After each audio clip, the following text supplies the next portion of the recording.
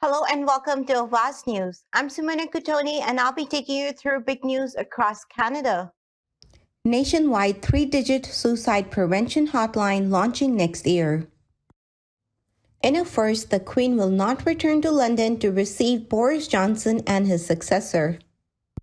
Trudeau calls on federal leaders to push back against aggressive harassment of politicians.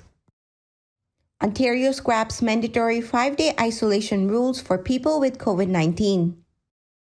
Ford government passes bills that allows hospital to move some patients to nursing homes. 16-year-old charged with impaired driving after car flips over on Hamilton Highway. Toronto Raptors signed forward Josh Jackson, the fourth pick of 2019 NBA Draft.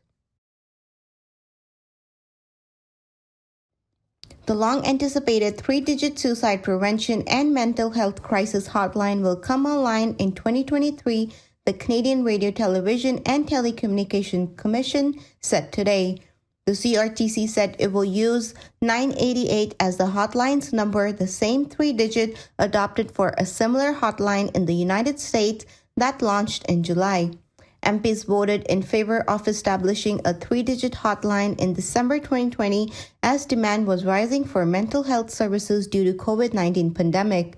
Conservative BC MP who tabled a motion on the hotline said he heard the news while out running errands and had to sit in his truck and cry for half an hour. In a first, the Queen will remain in Scotland where she is taking her summer break to receive Britain's outgoing Prime Minister Boris Johnson and his successor next week, royal officials said today. The 96-year-old monarch traditionally holds audiences with outgoing and incoming Prime Minister at Buckingham Palace, her official London residence. This will be the first time in her 70-year reign the monarch appoints a new Prime Minister away from Buckingham Palace.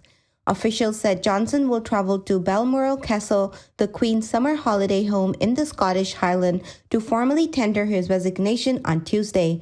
His replacement, either British Foreign Secretary Liz Truss or former Treasury Chief Rishi Sunak, the two finalists in the Conservative Party leadership race, will also make the trip on the same day and be asked by the Queen Elizabeth to form a new government.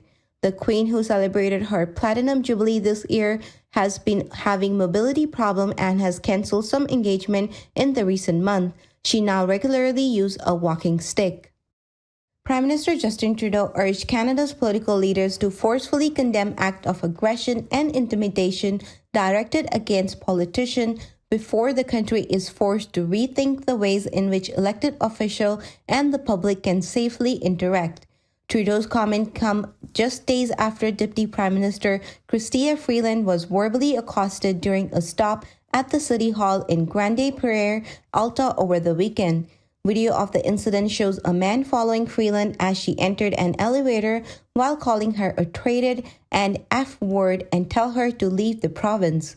Freeland has called the actions of the man who confronted her wrong, but has also pointed out repeatedly that her tour of Alberta has otherwise gone smoothly. On social media, she is so often subject to harassment and toxicity that we actually seeing her rights and her voice and her freedom of expression diminished. We need more women and racialized Canadians and diverse communities to be strong voices in politics, in media, where we're seeing reporters increasingly getting attacked for calling out hatred and indifference and discrimination. We have to ask ourselves what kind of country we are, what kind of country we want to be. Threats, violence, intimidation of any kind are always unacceptable, and this kind of cowardly behavior threatens and undermines our democracy and our values of openness and respect upon which Canada was built. As leaders, we need to call this out and take a united stance against it because Ontario has scrapped its mandatory 5-day isolation rule for individuals who test positive for COVID-19 as a part of an all-respiratory virus approach to an expected rise in general illness in the fall. Ontario Chief Medical Officer of Health Dr. Karen Moore said today individuals who feel ill should isolate while symptomatic and return to work or school after 24 hours after their symptoms come to an end. Masks should be worn for about 10 days after an individual and their voluntary isolation period, Moore said, but it will not be mandatory to do so. When asked if individuals who test positive on a rapid or PCR test but who are no longer symptomatic can go out in public, Moore said yes with an additional precaution. A teen has been charged with impaired driving after a vehicle flipped over on a Hamilton highway overnight.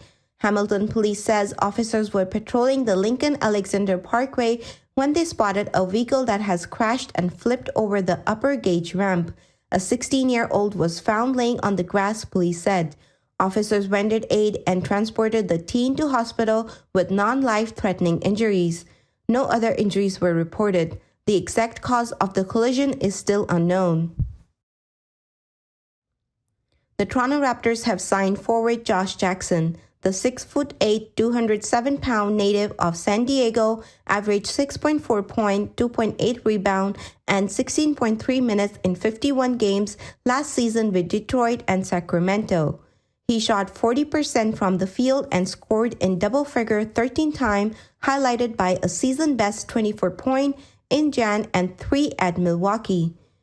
Through 5 NBA seasons, he is shooting 41.6% from the floor and has recorded 9 doubles-doubles.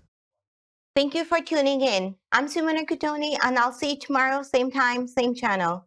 Have a good night and take care.